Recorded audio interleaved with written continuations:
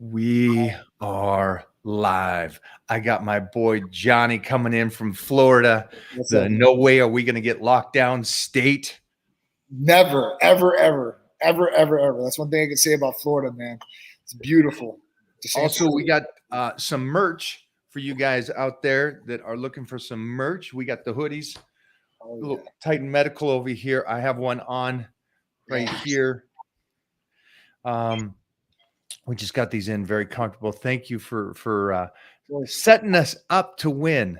Absolutely, man. Want to make sure you guys are feeling good and looking good, both. I love being just around the Titan mentality. And I've been doing my research and studying as best I can to continue to not just do the discussions with you, but other experts around the world as well, and trying to learn about this whole world of HRT, TRT. And I'm continuing to do it. But full circle, just as what I said, it's like I like being around the winning mindset. It seems to come back to everything works if the mind works. That's right. And I noticed a couple things about you, and I've been in this industry. Wow. You've been in this industry for a while, you know. Yes. And think of this. I've been in here and at these expos since 1987. Oh my God. Yeah, before you, probably your daddy and mommy were thinking about you, but you were just old at that point. Yeah. So I'm already in the magazines. I'm doing these appearances. I'm with the greatest, and I'm just so glad I was around in that time. Yeah. And doing shoots with these people and being there, but being at expos.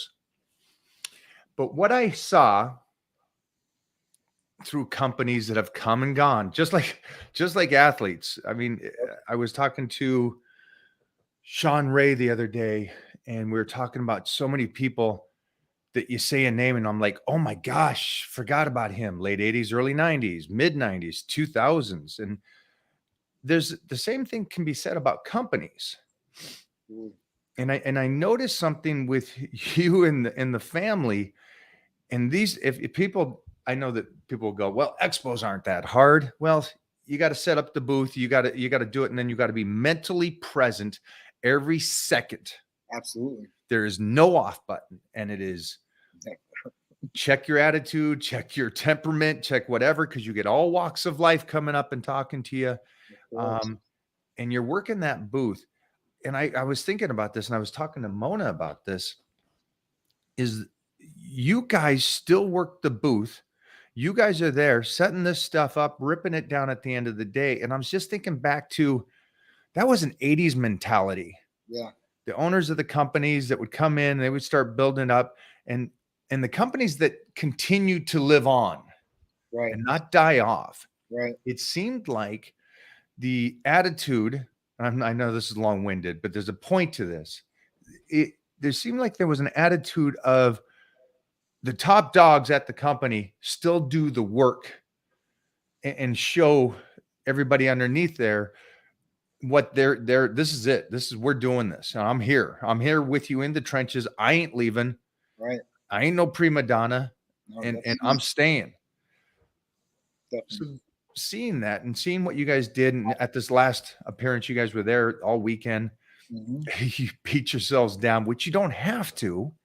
Don't have to, but so what is that? What is that mindset? Why is it important for the companies that are the people that are still running it, and like your position is, why are you so hands off instead of going, hey, you know what, I can get some people to do this? For sure. I guess it goes back to the old saying, lead by example, right? If you lead by example, then everybody around you has to respect you. They understand that, listen, this guy's going to do it, so we'll do it. Even though I don't have to, Sharice doesn't have to, like you said. We want to hold our Titan standard too. We want to make sure we quality checking, is everything going right? Are people saying the right things there? Are people getting the right experience there?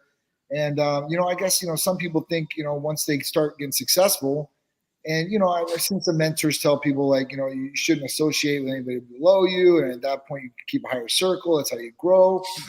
But, I just can't wrap my head around that too either. You know, like where they get to the point where I'm the CEO of the company, we're vastly successful.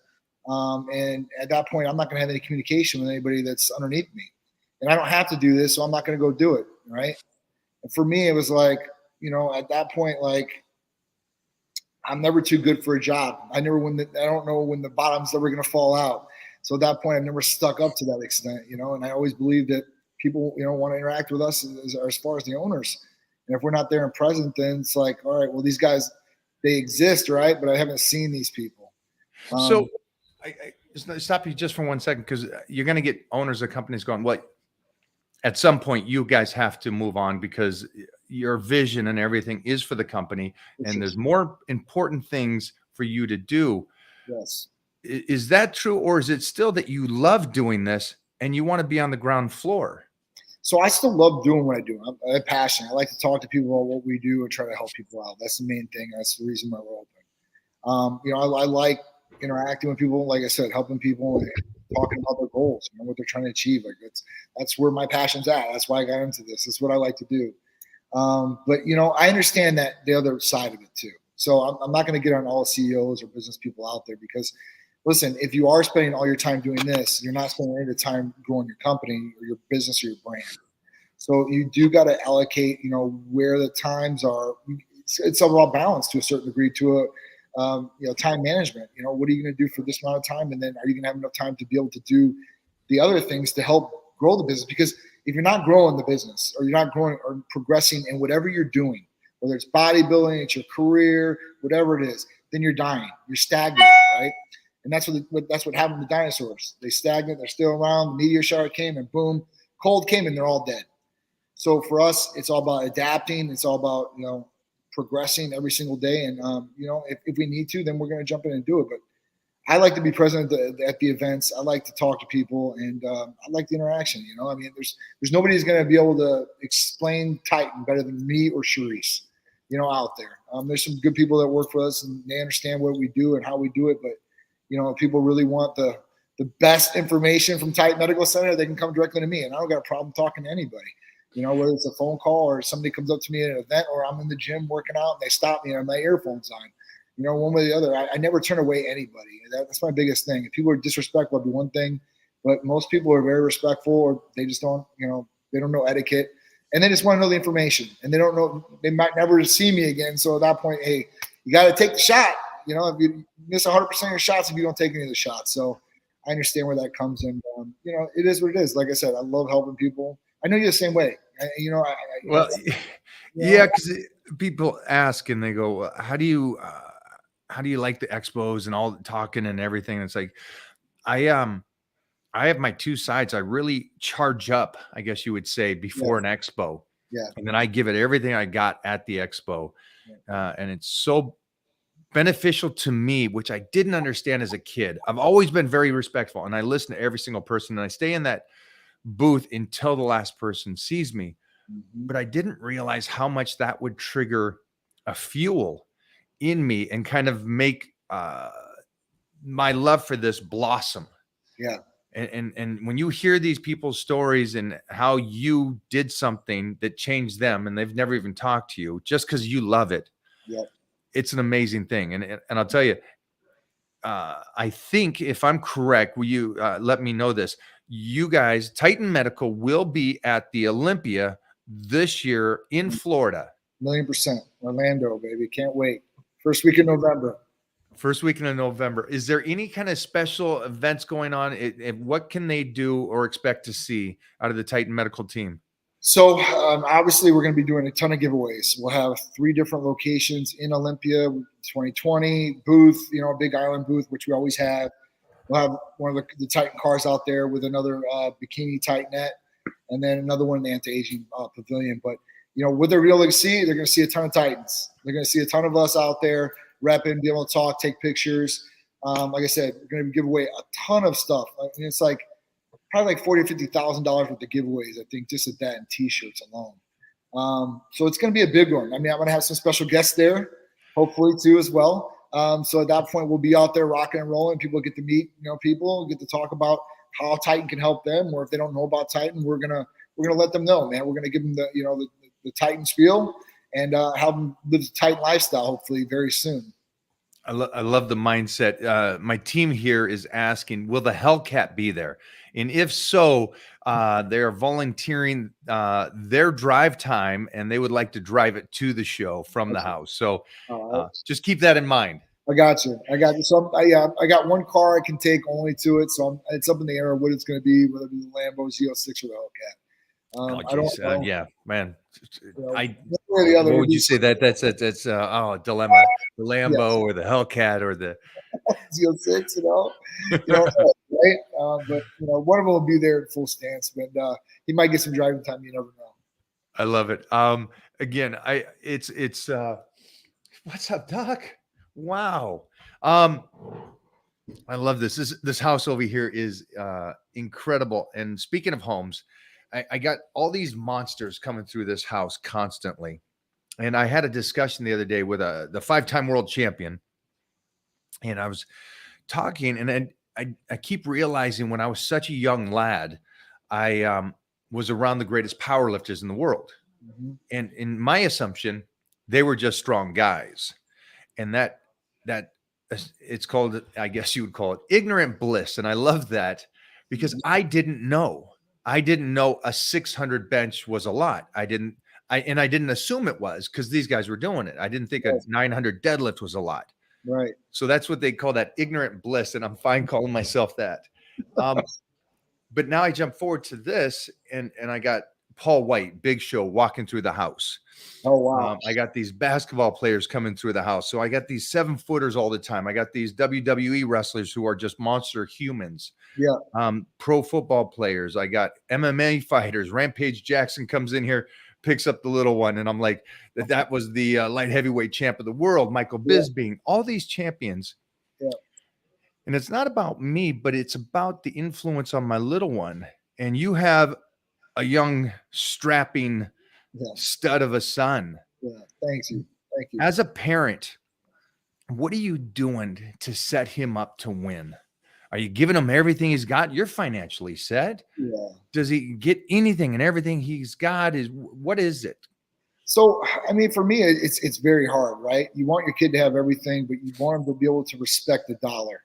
Because at that point, if they don't respect the dollar, they don't respect and they get everything they want, then, that could lead down a bad path. I've seen people, when I grew up, it was like that.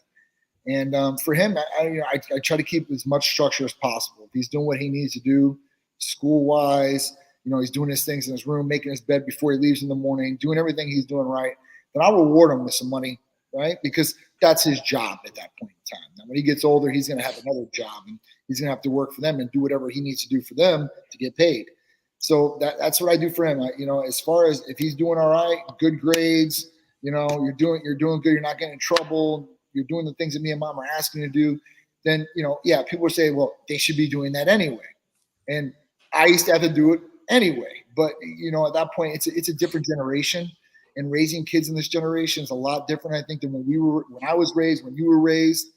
So it's a different environment. So I had to adapt my parenting skills to do this. But, as Peter's gotten older, he's getting better and better, more responsible, doing what he needs to do. The work ethic's coming along a lot more, because I was scared, when he was younger, he was like, they're kids.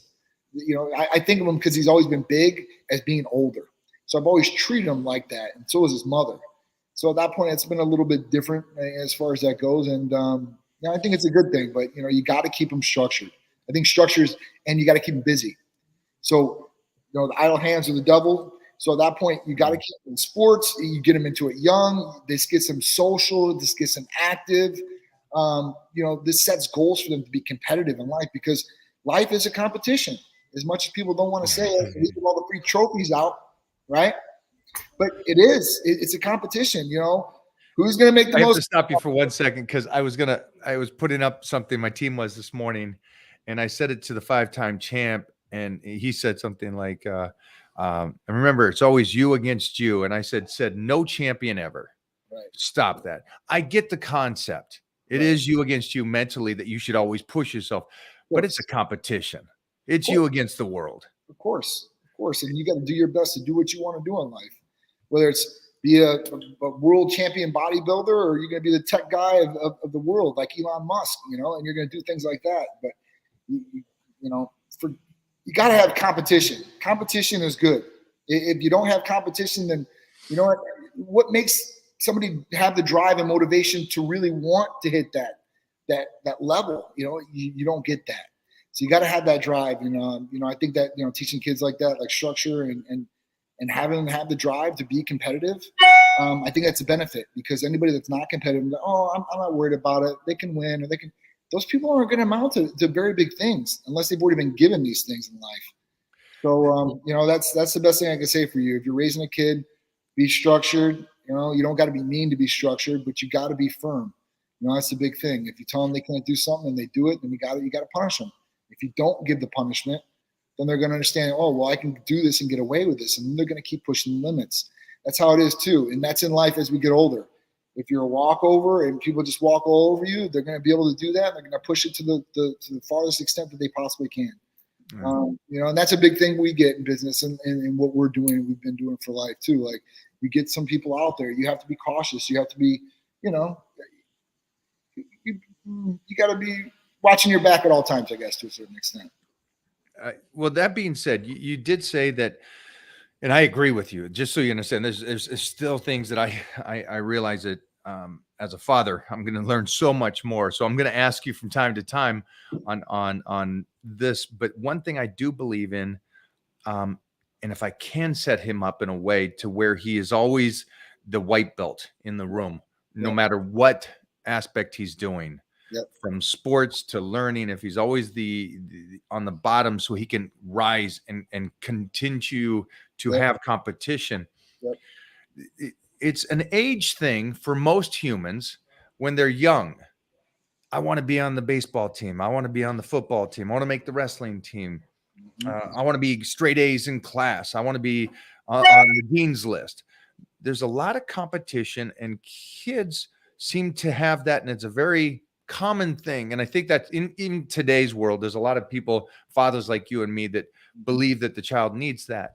Absolutely. Why do we lose that? And the reason I say, if you can, is what you do is allow the person to get back in the game.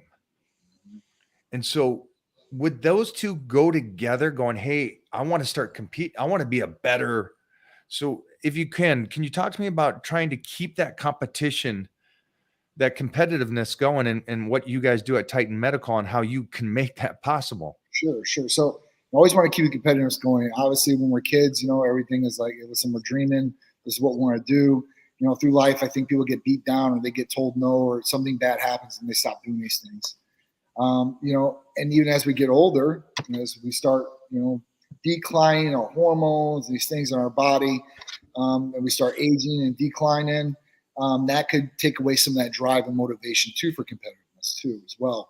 And be unmotivated and depressed and down and not want to achieve anything, you know, and you've had all these dreams your whole life to do it. So at that point, you know, we can help out as far as that goes, you know, getting your hormones back on track, getting you feeling better about yourself. The self-confidence is there. And that usually motivates people to want to do what they were doing before or previously, or get back to some of the hobbies or interests that they had. You know, if you have somebody that's been playing basketball their life, and as they start getting older, they don't want to play basketball anymore, you got to ask them, hey, why? You know, I just don't feel like doing anymore. Well, you've been doing this your whole life. You'd be telling, if somebody told me like you, and you're like, oh, you know, I just don't feel like working out anymore. I'm like, what? Why? You know, I know you've been doing this for this many years. Like, what all of a sudden has changed? And I think, you know, people need to look at that and say, hey, listen, if I'm unmotivated and I feel depressed and I have all these other issues, energy, and, you know, I got belly fat I can't get rid of, and I just feel down about myself, that's, you know, that should be your inkling to, hey, listen, maybe I should get a blood test. Let me look at some different things that are going on inside. Maybe there's something that can fix me that, you know, at this point can be beneficial for me in my health and my mental state, and help you be motivated through life. I mean, this is what it is. I mean, you know, I don't think I've ever lost the motivation aspect of things ever in my life. It's always been driving. It's always the next goal, right? You achieve the next goal and you keep moving on. And you achieve that one and that one and that one and go forth. And the goal doesn't always have to be a physical thing. No, definitely not. It could be, hey, listen, I want to get this promotion at my job, you know, I want to do some nice things throughout the day for somebody. This could be anything across the board. So, you don't want to just put it to the physical aspect, but, mentally, like, hey, listen, I want to read 10 books. Listen, that's a good challenge. People read, that will help them too, mentally, as far as that goes. There's great research on that. Reading anything. You don't have to be a book. You read articles, magazines, whatever it is, but, getting that self-improvement too as well, along the way. We're here on Earth for this much time, right? We don't know how much time we have. So learn as much, do as much as you possibly can, get as much experience, and really feel, what life has to give, because some of these people are so sheltered or so in tune to this little area, and they've never went outside this area. They've never traveled. They've never experienced different things and cultures or anything like that. They're doing themselves a disservice. And, like I said, you don't know how much time you have. So at that point, you want to blow it out of the water every day. And I know you feel the same way because you get up early as hell every single day, and you're always hitting the grind. I mean, and that's the exact same way I am, and Sharice is. And there's people out there like that, but there's a lot of people that are missing that, and they want it. Some people want it, and some people don't. I don't say. So would this be a good sign then, mentally? Because it seems, and I'm around. I'm blessed to be around the greatest of the greats. But it seems like there's even a level between them. There's a level that Robbie Robinson has, Frank Zane, Arnold Schwarzenegger. These guys, there's a reason why those three are like these pinnacle, like Robbie almost breaks my hand every workout because he's so pumped up after the set and he hits it. He's like, let's go. And I'm like, well, and again, this is an 80-year-old man. And the reason I say this is because it seems as though, and I know life's not easy, and I know it's not one of these things. You do get injured. You do get older. It does hurt. Body changes. But there comes a point where they're going, I just don't do that no more. I don't want to do that. That's not me. And it feels like there's maybe something if somebody that has competed and then just lost it and goes the other way, that's a mindset that they should go, hey, wait a minute. Maybe that is not how I really feel. It's not the age. It's just how my body and my mind is playing with me right now. Let me get the blood work. Right. And find out if there's something off there. Because I know how, if the numbers are so bad or even just slightly bad, how it plays with your mind. Yeah, definitely mental aspect to hormones, different things like that. As far as that goes, I mean, like I said, a lot of people, they go to their general practitioner because they feel down, depressed, and there's nothing to be depressed about. They have erectile dysfunction. They have these signs of low testosterone.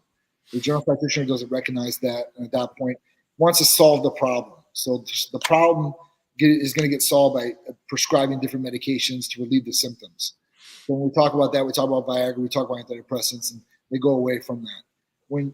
Listen, they might have just needed the hormones corrected, and this could have got the symptoms away, basically, and you're really getting to the root of the problem instead of masking the problem, if that makes any sense. Yeah, it does, because I did a great podcast with a doctor, a very reputable, a high-end doctor in the sense of just experience and being in the trenches and works with the greatest. And he talked about how a lot of athletes, when they do have messed up hormones, how depressed they get, how moody they get, how angry they get, how they can't control their attitude, their temperament. And it's like, wow, they don't even know it because they're living it. Right.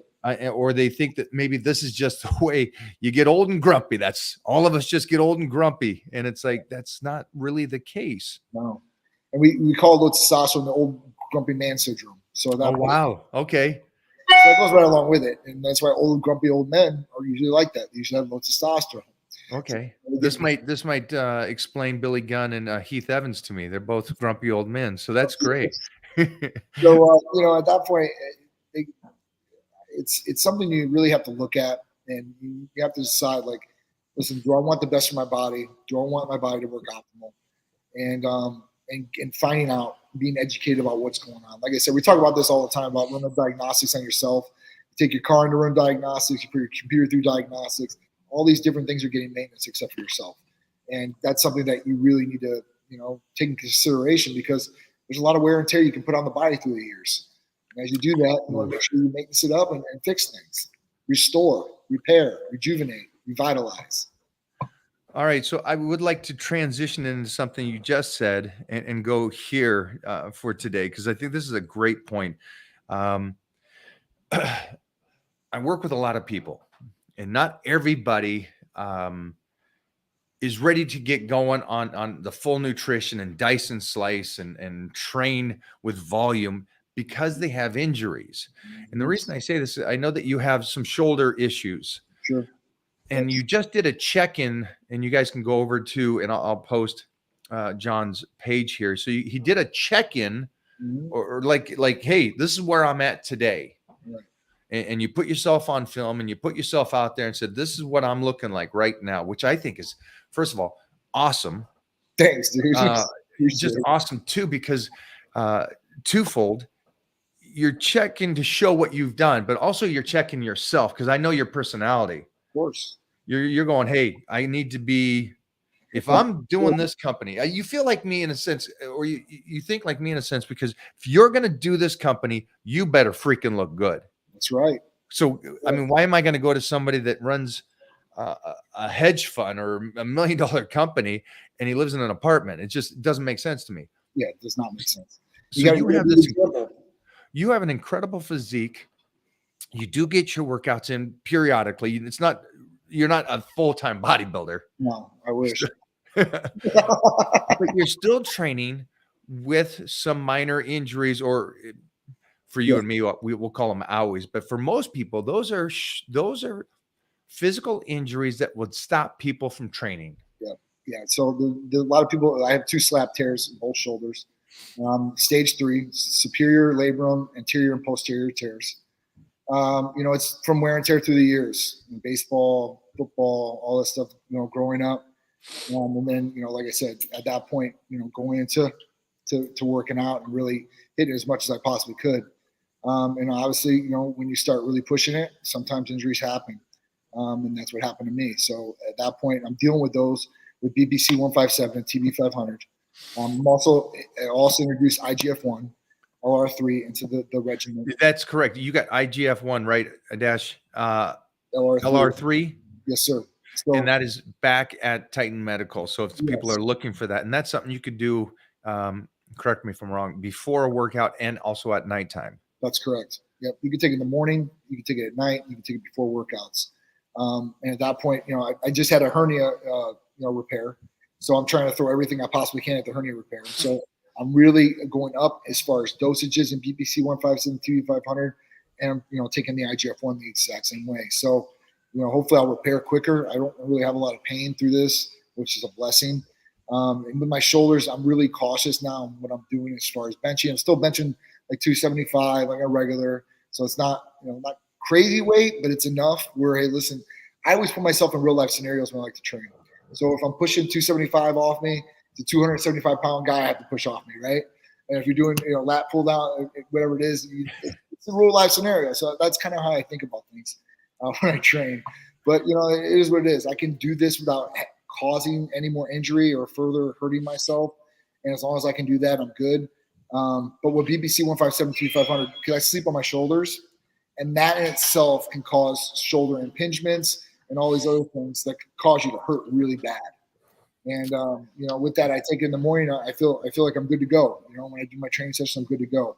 I'm obviously down for 5 weeks still for training because of this hernia surgery. So, I'm worried about my physique and what it's going to be. But obviously, with me, my diet's clean. So that's one thing I don't ever have to worry about. Then this is what I'd really like to dive into, and I want the people out there to listen to this,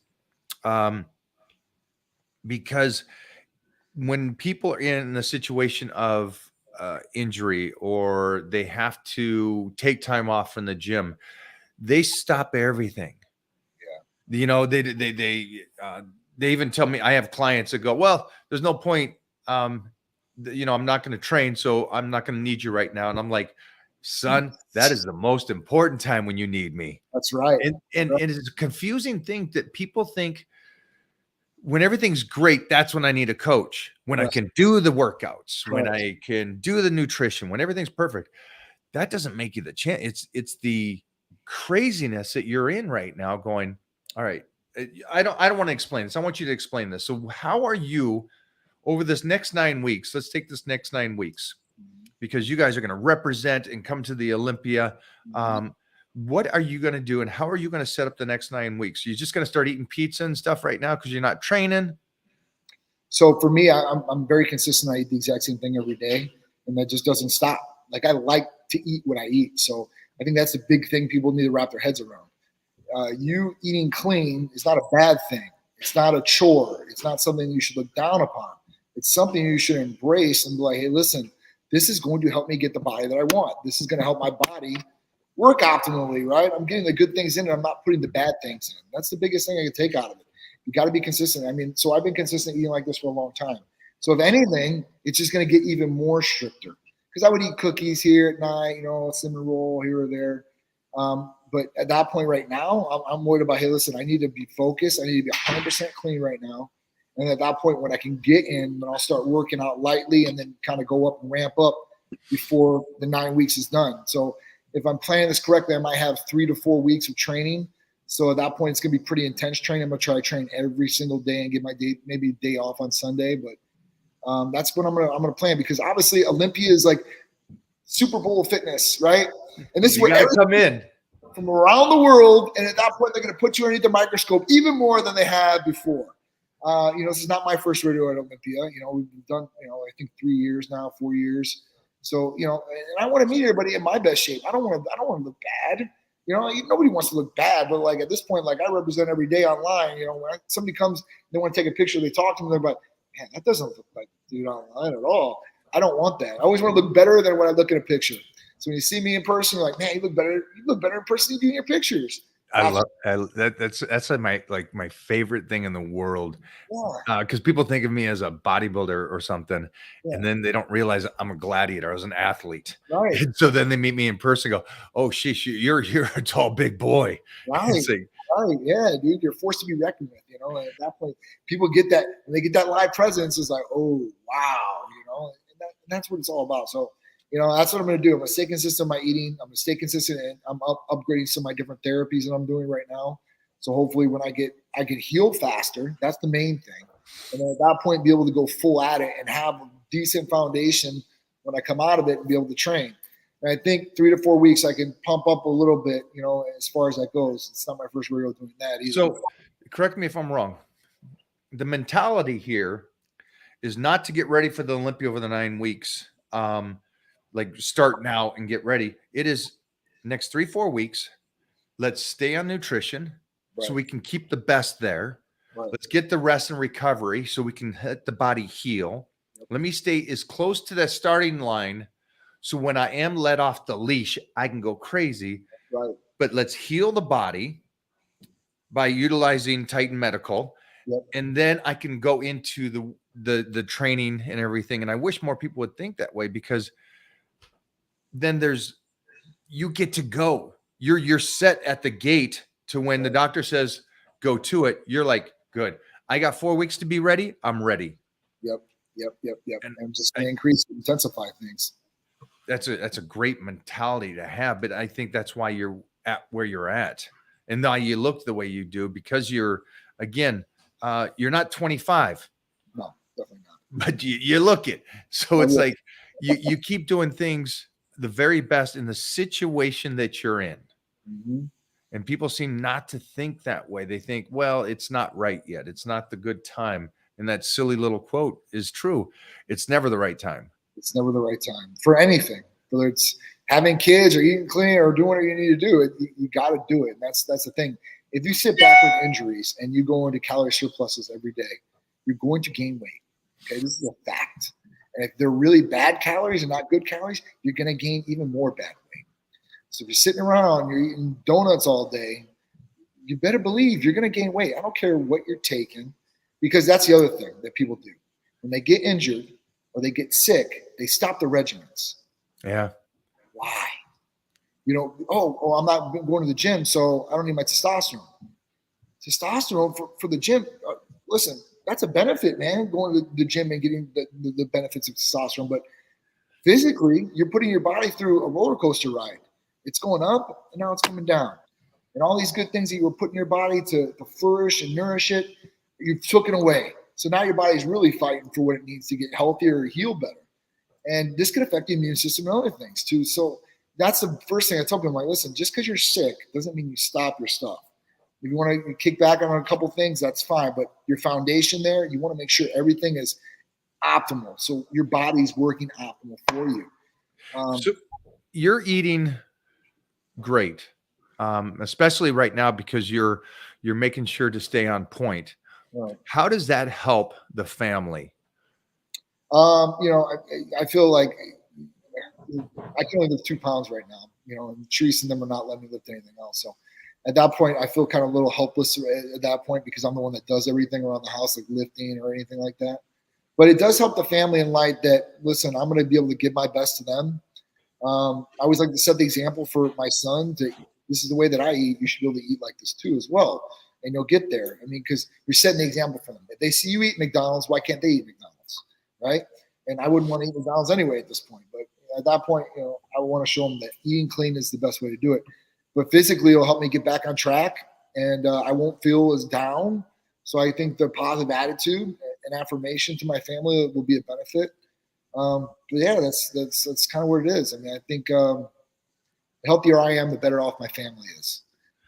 Does Peter, your son's name is Peter? Yeah. How does he watch you eating the chicken and rice kind of mentality? Does he watch that and go, well, if dad's doing that and dad's my superhero, I'm going to start doing that too. Yeah. And then obviously the missus, I think we have a couple great ones. Yes, but, we do. Does she kind of watch you eating good? Well, if you're eating this right now, then I'll stay with you and do the same. Yeah. For my son, he's starting to come around, so he sees what I'm doing. And I think he wants to start gaining the muscle now. So now the mentality is starting to get there because you can tell somebody or do something for somebody all the way to the point where you can't make them do it. Yeah. You give them everything. But if they don't do it, then it's just not going to happen. So for him, he's starting to come around because he wants to gain muscle for baseball and everything like that. His coach has them lifting every single morning. So at that point, I'm like, listen, that's great. I was kind of like, they got to get up at 5:30, go work out before school. But as long as he can keep his grades, I think it's great because he's forcing him to work out, which is a great thing. I think that's good. It's going to apply more structure to him. But him eating, now the nutritional things come around. I'm making him drink a protein shake before he goes to bed. So it's all about setting those habits for him and doing it. So I think, that's keeping him motivated. As far as Therese goes, she's changed, since the first time I met her. She was smoking 2 packs of cigarettes a day. She was eating McDonald's 3 times a day. So she was drinking Coke, 3 or 4 cans a day. And she doesn't do any of that now. So I've changed her for the good part of that. She cheats a little bit more than she should. But I think that her eating habits have definitely benefited from me being around and me being what I do. Here's the thing for the people watching this. She has her cheat meals and stuff, but to the common Joe, he's pretty darn good. Yeah. I think most people have cheat days every day. Yeah. All day. Yeah, all day, every day. And it's cool to see. And it doesn't happen instantly. And I think it's so good to make a point of that even though your son sees you doing this, it just doesn't happen overnight. Yeah. But your continuous success of you doing it the way you're going to do it, you're not going to change. Yeah, this is who you are. You're eating like this and training like this for the next 40 years. Definitely. As long as I can go, I'm definitely going to be doing it for sure. I mean, listen, steak is my favorite meal. So I'll eat steak every single meal if I had to. If anybody says, would you ever get sick of steak? Definitely not. As long as I can cook it or it's cooked good, I'm going to definitely eat it and chow it down. I don't need no seasonings or butter on it or anything like that. That's the other part about eating clean. A lot of people out there like, well, I have an advanced palate. Okay, you have an advanced palate. An advanced palate. Please explain what that is. So a palate is like your taste buds. Right. As you advance your palate, you can eat different foods from different places per se, right? Things that you never ate before, and this could be a delicacy to you. And you're a foodie, so you take it, and you eat it, and you're absorbing it, and you're feeling it, whatever. And at that point, like I'm just not like that. For me, I look at food. This is energy. This is what I need to put in the gas tank for me to go 1,000,000 miles an hour. So I need to get this fuel in my gas tank as fast as possible so we can start utilizing it. But for that, I tell people all the time, I'm like, listen, less is better as far as condiments, or you can put some seasoning on here or there, but when you start involving sauces and all these different things, you're adding some of those bad calories possibly back into the mix. There's some good ones out there, so I'm not going to knock all of them, but I like more bland for me, the better, because I know exactly what I'm putting in the body at that point, and I'm being more precise than ever. So if I can do that, that's the way I like to roll. Yeah, for everybody out there, understand this. He eats clean, but he also allows himself to enjoy, because I got to hang out with these guys, and let me just say, wow. Yeah. Wow. But we got to do that because of what we do every other day. Right. And so it's kind of, again, we talked about your goals or celebrations or fun things to do. And it's fun that we get to have those days where we eat and enjoy like that. But then the rest of the time you look the way you do, which is a huge reward for the discipline you've created. You set yourself in the environment where you're doing it majority of the time, 9 out of 10 times, right? And you can have that cheat meal. You don't have to worry about it. People think that getting back in shape, like, they're going to be able to do half and half. Like, listen, you've already put your body through so many years of this torture per se, or, negligence of not, feeding like you should and training like you should. It's going to take that time to get back into it. And you got to be committed during that time. And that's what I think, some people, they'll get committed. If they see results, maybe they'll stay committed. Some people, they get to a certain point like, oh, I made it. And then they go back to doing what they were doing before. I'm like, damn, dude. I'm like, you were there, and then you just, regressed. I was there. I hit my goal weight. Well, that's awesome. When we hit the goal weight, what's the next goal, right? Instead of, oh, I've already achieved it. I'm already at the top of the mountain. Now I'm just going to scurry on down the mountain because I'm done. One of the big things I want these guys to know is today's talk was, I love where it went and what we talked about. But one of the big things is I would love you guys to take away that an HRT company in today's world is not just the one aspect. It's not just about, hey, get on testosterone. Right. It is not that. And we've been talking about this the whole time here today, is that we have somebody who's running the business. It's his company that's utilizing it right now to heal the body from injuries. Now, that's a huge thing, because I know everybody out there right now is going, well, all a HRT company is one ice. It's not even close. You're healing the body to be better so you can go train and do life. So for anybody out there that's got injuries and got those kind of things, just do a talk with Titan Medical and see if they can help you. See if there's something there that can get you moving in the right direction. And I went about this with my buddy Bobo, who's in town right now, and I had Bobo contact you guys. Yep. And now we're training together.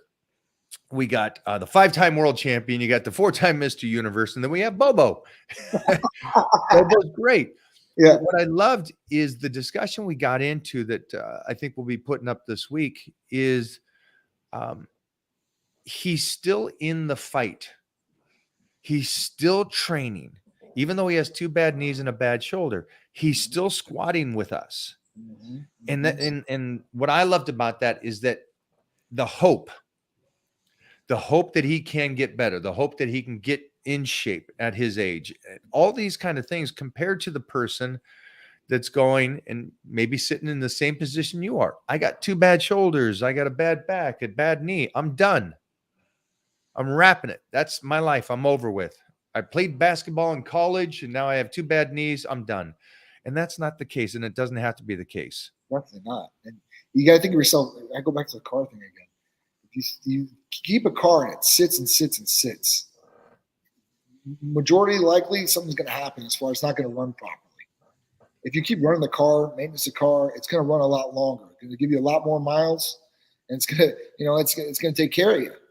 So, you got to be active. You got to stay active. Even when you're older, they tell the elderly, do the bands, stay active, because the more inactive you are, you're prepping and you're going to die faster. It is what it is. The more active you are, you're going to probably have a longer lifespan. So, I encourage everybody, depending on whatever injury you have, there's always a workaround. You got to find the person that can help you do that workaround. Whether it's PT and physical therapy, or you find a great, coach or trainer. These people can help, people, be active. keep some of their muscle that they have, because as we get older, if you're not taking some of these different things, you're going to lose a lot of muscle mass too as well. So that's the best thing I can say. Stay active. Whatever injury is, don't let it get you depressed and get down. Try to fix as best as possible. And then, if you can use the peptides, awesome, but stay active. You got to stay active. Stay active the best you possibly can. Yeah. That being said, I know that you did. I got to get my movie reference or suggestion this week. Yeah. You guys went and saw Liam Neeson's new movie. Yes. It was pretty good. Liam Neeson's always a great actor. I've never met him in person. I know you said you did, but he seems like just one of those stand-up guys. Even some of the things he says to the press, that's him being him. But every movie he's in, it's that character that takes charge, that don't mess with me type attitude, right? And always gets the job done, whatever movie it is. And obviously, Taken was one of my favorite movies with him in it. But he's been in so many other great movies, and he's such a great actor. And this one was just the same. He plays that role, and it was pretty good. Liam always gives a good performance. I could see an action movie and over and over and over. So it's like I love him. So we'll put that on the list to go see that. Definitely. That being said, what am I? October 13th is red carpet for me. Oh yeah, yes, yeah. So we have Divinity coming out, and it's picking up hype. We did great at Sundance for that one. Yeah. But it's picking up hype, and I'm October 13th. So we're getting closer and closer. And I started prep, I guess maybe 4 weeks ago, I think it is. Yep. And I love this blood work that I just did. I love where the body's going. And I love that I got this little bit more time to continue to tighten up and get ready. Yeah. But for you guys at home, I think I'm going to jump on to the TB and the BP for any kind of possibilities, anything in the shoulders and knees and stuff, just kind of get a treatment. Yep. How long does it take for you to notice or for it to work? So noticing it, like for me, like I said, when I wake up and I can sleep my shoulders and they start hurting really bad. I'll inject in my shoulders, and at that point, I get some pretty much instant relief as far as inflammation. If it's an injury and stuff like that, usually we say 6 to 10 weeks. At that point, you've given yourself a pretty good treatment. Now, people can go up on their dosages, and this could expedite treatment as far as a result. But the dose we put people on usually works pretty well for them, depending on whether it's a knee or an elbow or golf, tennis elbow or whatever it may be. It could be, problems in their knees. I've had pretty much every kind of problem you possibly see, even with wound healing. So I have to get surgeries where I've had, people have got a motorcycle accidents where they had road rash on 30% of their body. So they took it and they healed faster. The doctor was like, "What are you taking? Because you've healed faster than what we expect you to heal." And she was running BPC and she was applying it topically too as well. So to the wound, putting it on top. I don't know if that works any better, but it is going direct contact. But the injecting portion, which I know works, is what she used majority of the time. And like I said, I've got the testimonial, so it's really cool. It happened probably about 3 years ago. But I've had so many different people with so many different injuries where it's helped them and recover a lot faster than what they thought too. The doctors were kind of amazed. I've had a couple of doctors call me that were treating these patients and like, "Hey, listen, can I do this for my other patients? And how do I set this up?" So, I'm like, "Yeah, sure. You can send it to us. We'll take care of it. We can, copy in the note." At that point, we'll be involved. Seems like peptides are just like this whole new, and I don't want to go into it. We talked enough today, but it's just like, it's such a amazing thing that we continue to heal the body with something like this. Yes. And I know they've been around for a long, long time. We just, the research maybe wasn't there or society wasn't aware to them. Yeah, it's everything that needs to catch on, right? Like even, hormone replacement. Like I said, 11 years ago now, people looked at me sideways and thought I was crazy to even think about opening a hormone replacement therapy clinic. I'm a legal drug dealer now. Yeah, exactly. That's what I say to them. Like, look, you told me, I was going to fail. This is us failing. So, take it for what it is. But at that point, there's been so many new things that have been coming out and people are starting to get more aware and they're getting more educated about these things. And peptides have been around. Like I said, Summerlin's been around for a long time. But these newer peptides, and this is where it's really gaining traction. And there's more research getting done on these things. And the more research that gets done, and the more people that talk about it, the more providers are educated about these different things, the more options people have on the table for what they can help themselves with. And it might help them from not having surgery. It might help their skin better. It might help their sleeping problems or whatever else is going on. Or it can help you lose weight. I mean, there's all kinds of different possibilities with peptides, and there's just so many different new things that are coming out. So, Western medicine is probably 10 years behind anywhere else, whether it's Europe or South America or whatever it may be. They just are. They don't work in that light, and they don't really want to get into different things that they don't want to do. You have so many doctors, the older ones, they're so set in their ways, and they think they know everything. And that's not the right way to be. And the younger doctors are more open, right? They want to learn, and they're coming across all these new different treatments and applying these to the patients instead of a 60-year-old doctor saying, "Hey, listen, I've been doing this for 30-something years. You can't tell me what I'm going to do and what's better for my patients." Well, listen, you're not being open-minded. You're not giving your patients all the options on the table. When you talk about fatty liver, that's one of the biggest things that could be corrected out there. And I see so many ads for fatty livers, and at that point, people, they go to the general practitioner. The general practitioner doesn't do anything for the fatty liver except for tell them to change their diet. Don't be eating fatty foods, fried foods, and it should help. But at this point, their liver is not working optimal, which is the filter to their body. And with a little bit of glutathione, these liver functions would be going down into normal reference ranges, and their body would be optimally working and filtering things like it should. And filtering things is not just what you're intaking. But you're talking about, processing fats and stuff like that faster through the liver too as well. The more optimal everything is, the more your body's going to run better all the way around. It's like you're running a race. You got to go in there and fix everything up, and then hit the track again. Hey, Mo, I got a question for you for John. Will you kind of tell him about we went and got a EKG yesterday. Yep. Checking up myself, checking my blood work. My blood work was what was it? 116/67. Gotcha. That's good. That's good. And I'm got a competition right now against Stan Efferdin. Okay. Yeah, and I know that we've had these battles, he and I, through the years. Squat off, deadlifts, benching, all these things. But right now we have a competition to see who can get to a 115/60. First. Okay. And again, neither of us are doing any kind of blood pressure medicine or anything. We're really trying to do it just off of healthy eating and training. Yep. Now, with that being said, what is the scan? I haven't yet. See if he knows about this, because this is a whole new thing, and I want to talk about this next time. But I just want to let you know, or everybody out there, because you're talking about fatty liver and stuff like that. Yep. And I know that's something that you have to go through your doctor, or you used to have to go through your doctor to get approved to go get a scan or a. You get an MRI scan of the liver, and you can see what it looks like. Usually, or an ultrasound to look at it as well. You can do an ultrasound too as well. MRI and ultrasound. You start getting into that stuff like the heart. You can start doing echocardiograms. Like I said, next time you're down, I'm going to try to arrange for this cardiovascular surgeon to do these tests in office on us. They said are more advanced. They can do right there on the spot in the office.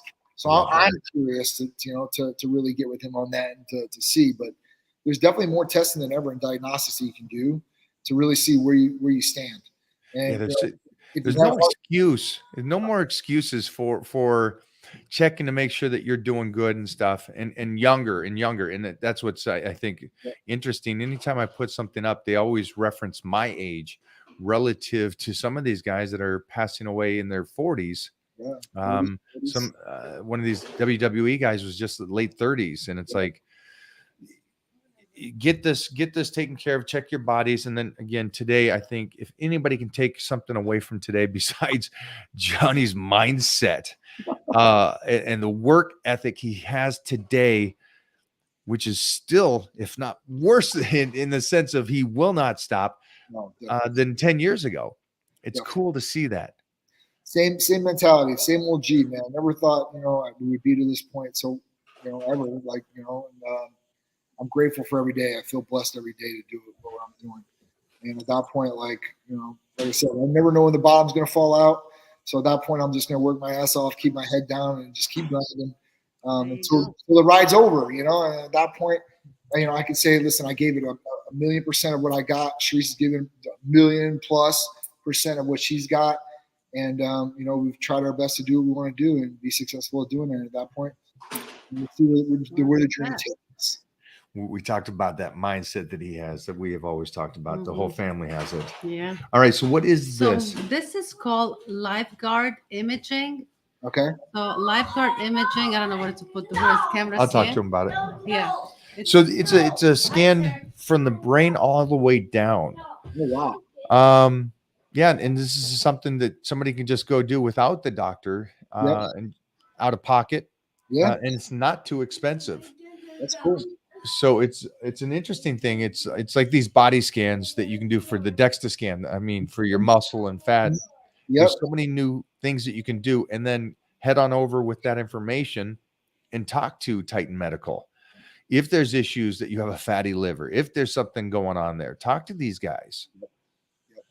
And get your shoulders and knees and back fixed too. Yeah, you can get all that fixed. And, if you want more bedroom pleasure, I mean, we cover it all, man. So a lot of people, the other thing is a lot of people are vitamin D deficient. I tell it to everybody across the board. A lot of people are like, what?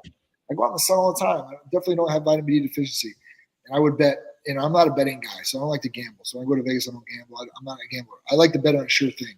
The only way I can do that is if I set it up myself or I know what's going to happen. And at that point, I know like at least 8 out of 10 people, when they come back with vitamin D, they're usually deficient. You were pretty good, I think. I was good after taking supplementation, but before that, I was even low on vitamin D. And vitamin D is a hormone. It's not a vitamin. So at that point, a lot of different functions that could play in the body too as well as far as I love it, man. Thank you for taking time today. Always. I love it, guys. I love it. I appreciate this so much, man. And again, guys, Titan Medical will be at the Olympia. And we're going to be hogging him up every week from here on Tuesdays for you guys out there that ever have any kind of questions about HRT, TRT. And remember, it's not that one dimension no more. This is something that's so many aspects of life. Absolutely. I appreciate you, Johnny. I appreciate you too, Mike. Thank you, guys. Appreciate all you guys. Thank you. Guys, man, I hope if you guys do have, like today, if you have little injuries or owies and stuff and think about peptides to heal that, do any kind of research you want, basic research online. We'll kind of talk to you about what's going on with peptides. And I'm going to try to see what's going on with this stuff as well, because I've studied this since January 1st this year. And so I want to see preventative. If I did the PRP, I want to do the stem cell. If the peptides can help, I want to try that and see if I cannot continue to heal the body before something happens. That's the main thing for me, that I can keep doing this. All right, you crazies. Jeffrey, is there any kind of final questions you got for these guys? Normal, regular questions. If you want to hit a couple. Yeah, as long as we're here. There was something about how bodybuilders train now. And if you think that the intensity and the high frequency they're doing is setting them up for failure in the long run. There's something. Let's try to find that. Okay, we're going to try to find this question. If you want to ask it again while we're looking for this. How bodybuilders, I don't understand. Okay. Let me find it. This is a different one while I wait there. If I may ask, if a person over 50 hasn't been exercising and lifting in many years, is there any risk of injury? Do we have to go slow, and what changes so we can go heavy again? It doesn't matter that you're 50 or 25. You should always start out slow.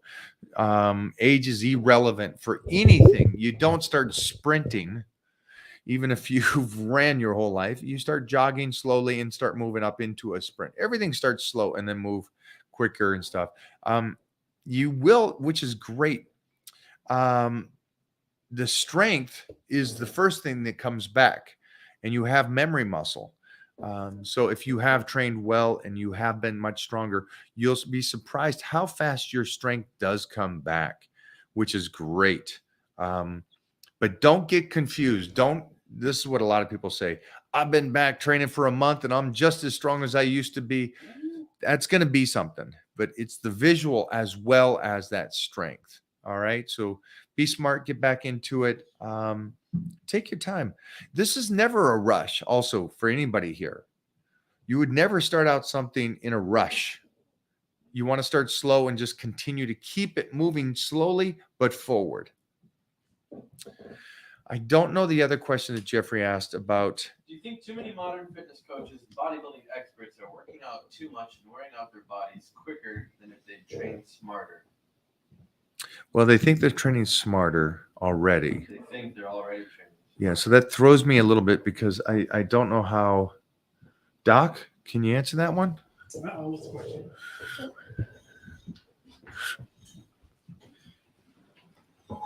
The question is, do you think too many modern fitness coaches and bodybuilding experts are working out too much and wearing out their bodies quicker than if they trained smarter? It's possible. Define too many. I think it's always kind of been that way. I think people were realizing more and more. It's not that it's smarter. It's just maybe it's less frequent. You got to find out what works for your bodies first and foremost. I love, why am I forgetting his name again? Nautilus. Yeah, Arthur Jones. Arthur Jones. I love Arthur Jones on his philosophy, and then Mike Metzer took a lot of his philosophy. I think there is less is more, but unfortunately for a lot of us, we just love it so much. So it's tough to take days off. Yeah, but obviously training your body every single day, 6 days a week, all year long is too much. Be smart. Sorry about that one. It's a tough argument just because you want to train and I understand that passion for it. This was kind of about the time when you guys were talking about when people get injured, they just stop. Oh. So somebody asked, could you share the importance of just getting up and doing something? I see a lot of people who struggle with finding motivation in life, much less training. It's very sad. Doc? Active rest, that's number one. Also rehabilitation, and you want to do some type of healing. Do the massage, the chiropractic, whatever you got to do. Get the massage gun, get something, but you want to be able to, you get injured, whatever the issue is, keep doing something. You don't want to just stop because You do a story? put it like this. I heard before, it was a long time ago, they said that an object in motion ages slower than an object that's at rest. So if you think about your body the same way, if you're just not doing anything, you're deteriorating. You want to continue to do something. So you get injured, you get hurt, you got a setback, whatever it is, you have to continue to move and keep doing something because it's going to benefit you more than just sitting there and not doing anything at all. I'm agreeing with Doc. So for anybody out there, because the question, I think, if I'm right, is why do they stop? Why do they? And again, this is not a non-common thing. I think everybody, when they get injured, they go, forget it. I'm injured. I'm going to eat what I want.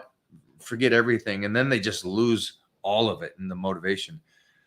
The importance, and I think like I was talking about with Bobo here, is that if you can keep moving even just a little bit and keep the understanding that you can't be 100 right there. Okay, I accept that.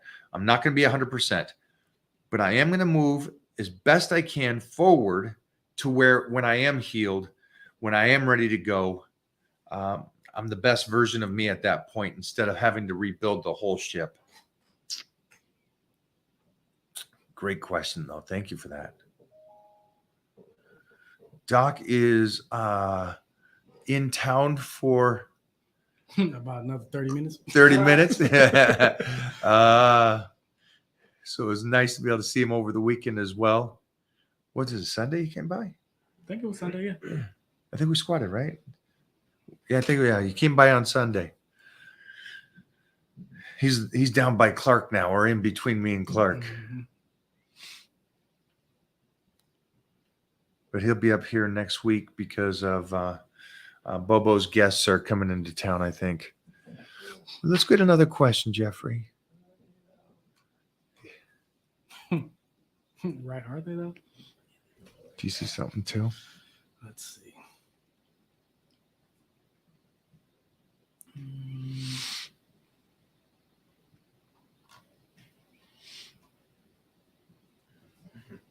I'm trying to lose my belly fat. Are there exercises that are better than others? Fuck, why are you laughing, bro? Okay, so it always brings me back to when people say, "Oh, well, you can't spot train or you can't spot lose weight," which in a sense is true. But if you really want to get technical, if you want to get bigger biceps, what do? You train your biceps. Okay. So if you're training your biceps, you'll probably have less arm fat around your biceps, right? Because what does muscle do? It burns fat while you're at rest. So yes, you do need to do the cardio. You do need to do the caloric deficit. You got to do all of those things, but you cannot just ignore doing any type of work around your core area. And I don't mean just your belly. I mean your entire core, your trunk. You have to work that area as well if you want to lose fat in that area. So I'm with Doc. Try to do exercises when you're heavier that will help your range of motion before you get down to the really like the sit up, the little crunches and stuff like that. Crunches and all those are very hard off season, but leg lifts, hyperextensions for the lower back, like Doc is saying, get both sides going. If you got some good machines that really open you up and pull in, build that muscularity. So when you do get rid of the fat with the nutrition and the cardio and the training, you'll have some beautiful abs to go along with it. How do I lift more than Doc? you don't. Get on a shitload of trend, Steve. You don't. Yeah, ain't gonna happen, my friend. I'm sorry. Currently have 15.5-inch arms flexed. How do I grow them to at least 16.5? He wants that extra inch. That's what she said. I was just about to say that. Oh, give me some. Bah! Guys, for any kind of muscle, biceps, legs, what's your recommendation here? Increase the caloric intake, particularly the protein, and you want to do some work that's going to be more hypertrophic. You got to get those muscles to grow. I'm good with that. I was going to say synthol. Did you guys see on the doctors? There's a TV show like The View, The Doctors, and all that stuff. Right. So there's a show called The Doctors, and they brought on a guy that had 21-inch arms. Nice. No, he has nothing else. Right, of course. Nothing else. Did he have No the shoulder, traps too? no forearm, no nothing. He didn't shoot up the traps? So they go, hey, I know a lot of people are saying that that's not muscle and stuff. So we did an ultrasound and it shows that it's all muscle and everything like that. And it's like he got the Guinness World Record to measure him. And I'm not sure the whole thing, but he fooled the Guinness World Record to say he's got the biggest arms.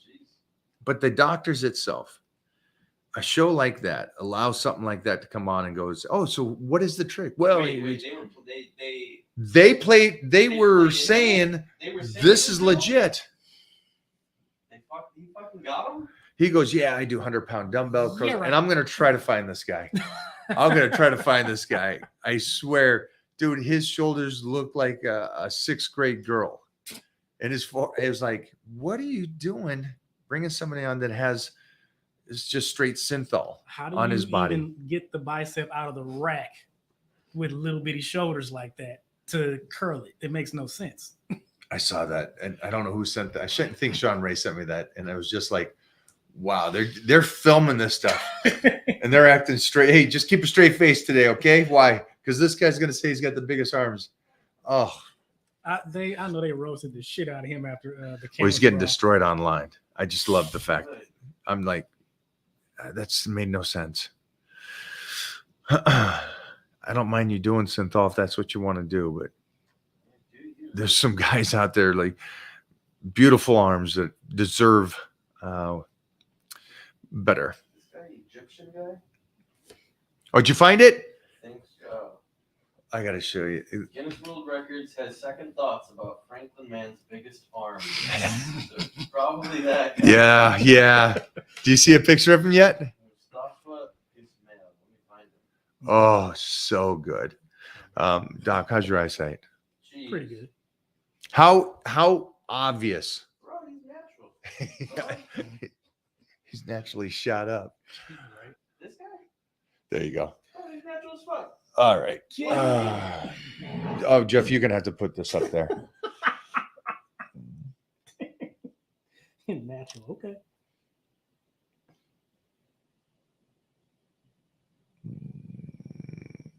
Yeah.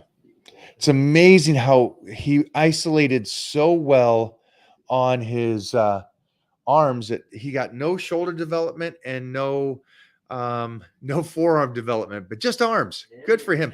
So he can spot reduce and spot build. I love it. Congratulations, Guinness World Records, for that one and for him. Got him. Got him. Where's that from? So mean. Yeah, it's not Kevin Hart. That's No, it's like that- some dude with teeth. oh, that's right. The Yeah, got him.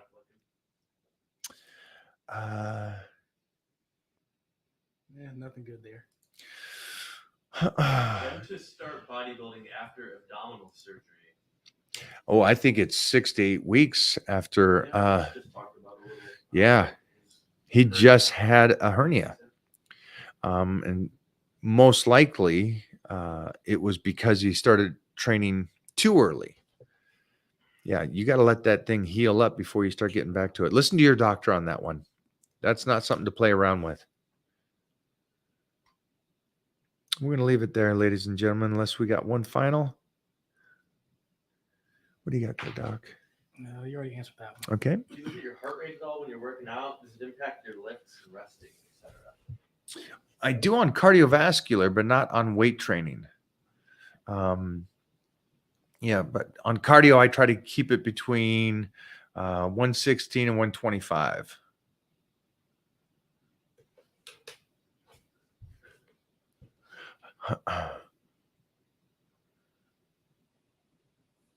These questions like this, kind of hard to answer, buddy. 5'10", 135. Am I good? I'm only 15. Good for what?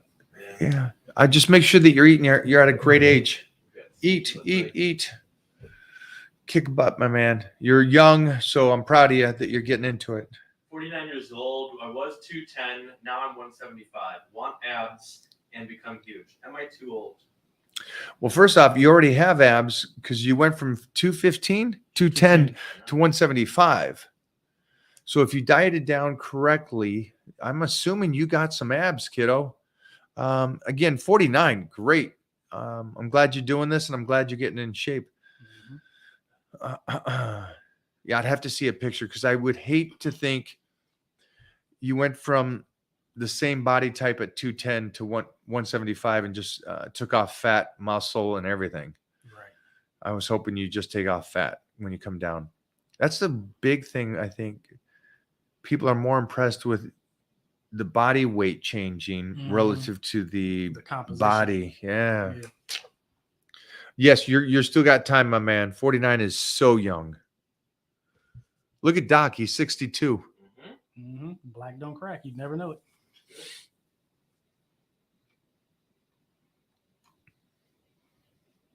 All right, we're going to leave it there. Take us out, Doc.